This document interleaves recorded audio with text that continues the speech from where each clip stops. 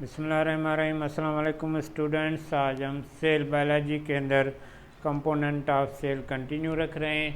आज जो हम कंपोनेंट पढ़ रहे हैं मोस्ट इम्पॉर्टेंट ऑर्गेनेली है यूकैरियोटिक सेल की भी as well as prokaryotic cell, दोनों के अंदर ये मौजूद होती है और इस ऑर्गेनेलिस के अंदर कोई मेम्ब्रेन नहीं होती।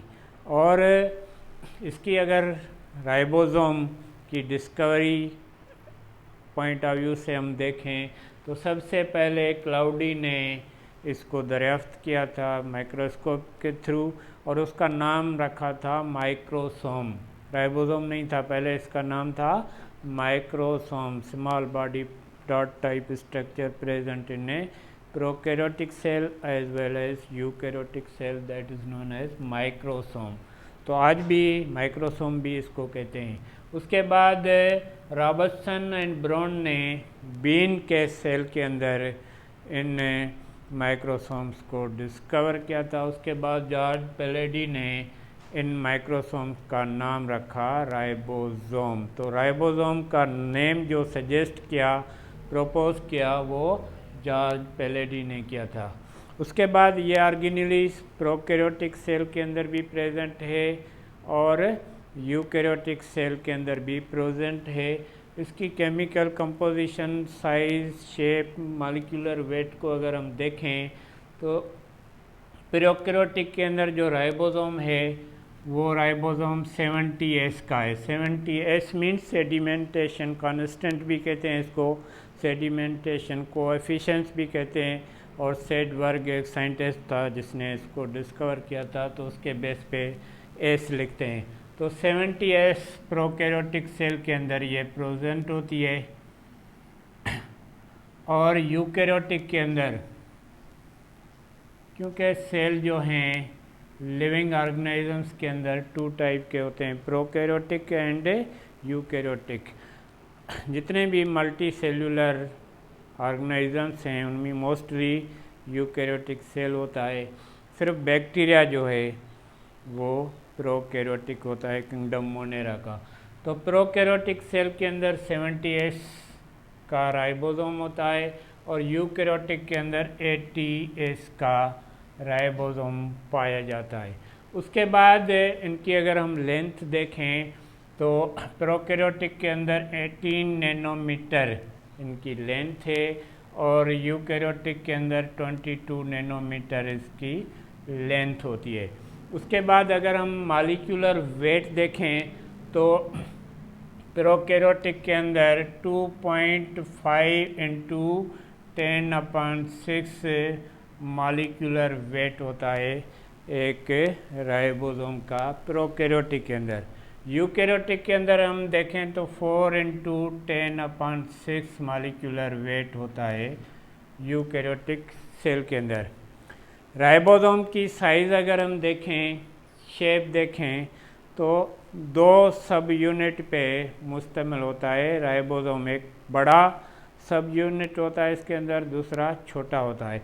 तो स्मॉल एंड लार्ज सब यूनिट, फर्स्ट सब यूनिट है स्मॉल, दोनों में होता है, प्रोकैरियोटिक हो चाहे यूकैरियोटिक हो, उसके अंदर स्मॉल सब यूनिट पाया जाता है। स्मॉल सब यूनिट, ये जो यूनिट हैं ये किस पे मुश्तमिल होते हैं, इनकी केमिकल कंपोजिशन क्या है और इनका मॉलिक्यूलर वेट क्या है।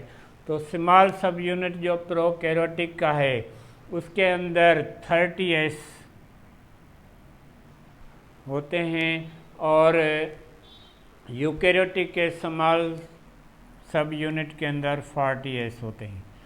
ठीक है बेटा। उसके बाद क्या होता है कि इसका मॉलिक्यूलर वेट जो है 1 इंटू 10/6 मॉलिक्यूलर वेट होता है स्मॉल सब यूनिट जो है राइबोसोम का प्रोकैरियोटिक के अंदर, उसके अंदर। और यूकैरियोटिक के अंदर 1.3 इंटू 10/6 मॉलिक्यूलर वेट होता है स्मॉल सब यूनिट का यूकैरियोटिक सेल के अंदर। उसके बाद क्या होता है, इसके अंदर जो RNA होते हैं राइबोसोमल 16S राइबोसोमल RNA मौजूद होते हैं स्मॉल सब यूनिट के अंदर। उसके बाद यूकैरियोटिक सेल के अंदर क्या होता है कि 18S के राइबोसोमल आरएनए मौजूद होते हैं। उसके बाद क्या है कि प्रोकैरियोटिक के स्मॉल सब यूनिट के अंदर टोटल 21 डिफरेंट टाइप के प्रोटीन्स मौजूद होते हैं जो प्रोटीन सिंथेसिस के अंदर मेन रोल प्ले करते हैं। उसके बाद जो यूकैरियोटिक का स्मॉल सब यूनिट होता है उसके अंदर 30 टाइप के प्रोटीन्स मौजूद होते हैं, डिफरेंट टाइप के प्रोटीन्स पाए जाते हैं। तो स्मॉल सब यूनिट जो है प्रोकैरियोटिक का 30S पे मुश्तमिल होता है। इसके अंदर 16S के राइबोसोमल आरएनए, 21 डिफरेंट टाइप के प्रोटीन्स मौजूद होते हैं। यूकैरियोटिक के स्मॉल सब यूनिट के अंदर 40S के अंदर 18S के राइबोसोमल आरएनए एंड 30 प्रोटीन्स मौजूद होते हैं। तो ये स्मॉल सब यूनिट है प्रोकैरियोटिक का और ये स्मॉल सब यूनिट है यूकैरियोटिक का।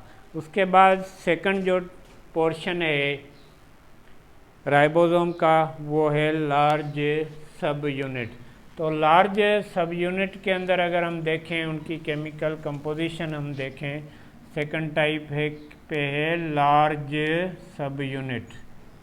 ये लार्ज सब यूनिट जो है प्रोकैरियोटिक के अंदर भी मौजूद होता है और यूकैरियोटिक सेल के अंदर भी राइबोसोम्स के अंदर मौजूद होता है। तो राइबोसोम बेसिकली दो पार्ट्स पे मुश्तमिल होता है, यूनिट्स पे, एक स्मॉल एंड दूसरा लार्ज। स्मॉल के बाद जो लार्ज है, लार्ज प्रोकैरियोटिक के अंदर 50S का होता है और लार्ज जो सब यूनिट है यूकैरियोटिक के अंदर वो जो होता है 60S का होता है। ठीक है बेटा। उसके बाद क्या होता है कि इसके अंदर मॉलिक्यूलर वेट 1.8 × 10⁻6 मॉलिक्यूलर वेट होता है लार्ज सब यूनिट का प्रोकैरियोटिक के अंदर। यूकैरियोटिक के अंदर जो मॉलिक्यूलर वेट है 2.7 × 10⁻6 मॉलिक्यूलर वेट होता है लार्ज सब यूनिट का यूकैरियोटिक सेल के अंदर। उसके बाद क्या होता है कि इसके अंदर जो राइबोसोमल एस टाइप के होते हैं 5S का राइबोसोमल आरएनए मौजूद होता है। दूसरा होते हैं 28S के राइबोसोमल आरएनए इसके अंदर मौजूद होते हैं। और यूकैरियोटिक सेल के अंदर क्या होता है कि 5S का राइबोसोमल आरएनए मौजूद होता है। दूसरा होता है इसके अंदर 28S का राइबोसोमल आरएनए और तीसरा जो होता है इसके अंदर वो होता है 5.8 का राइबोसोमल आरएनए। तो इसके अंदर 3S टाइप के 5S, 28S एंड 5.8S के राइबोसोमल आरएनए होते हैं। और प्रोकैरियोटिक के अंदर सिर्फ दो 5S का राइबोसोमल आरएनए एंड 28S का राइबोसोमल आरएनए मौजूद होता है। उसके बाद क्या होता है कि लार्ज पार्ट जो प्रोकैरियोटिक का है उसके अंदर 34 डिफरेंट टाइप के प्रोटीन्स पाए जाते हैं और यूकैरियोटिक का जो लार्ज पोर्शन है उसके अंदर जो है वो 48 डिफरेंट टाइप के प्रोटीन्स पाए जाते हैं। ठीक है बेटा। उसके बाद क्या होता है कि इनके अंदर जो रेशो होता है प्रोकैरियोटिक के अंदर राइबोसोमल आरएनए का और प्रोटीन्स का वो होता है 2.1। मीन्स राइबोसोमल आरएनए टाइप के ज़्यादा होते हैं, प्रोटीन्स की मिकदार उसके हाफ में होती है, कम होती है। 2.1 का रेशो होता है प्रोकैरियोटिक के अंदर। और यूकैरियोटिक के लार्ज पोर्शन के अंदर जो रेशो होता है एस टाइप के राइबोसोमल आरएनए का और प्रोटीन का वो होता है 1:1 में सिमिलर होता है, 1:1 होता है। तो ये है chemical composition, molecular weight and size of ribosome की। तो ये राइबोसोम बेसिकली प्रोटीन फैक्ट्री है, इसके अंदर प्रोटीन्स की सिंथेसिस होती है। दो प्रोसेस इन्वॉल्व होते हैं, ट्रांसक्रिप्शन एंड ट्रांसलेशन, जिसके तहत प्रोटीन सिंथेसिस होती है, असेंबल होते हैं। तो आज हमने इसका discovery, size, shape, chemical composition, small सब यूनिट एंड लार्ज सब यूनिट की पढ़ी। कल हम इसका फंक्शन भी पढ़ेंगे और स्ट्रक्चर, साइज, शेप के पॉइंट ऑफ व्यू से पढ़ेंगे। ओके।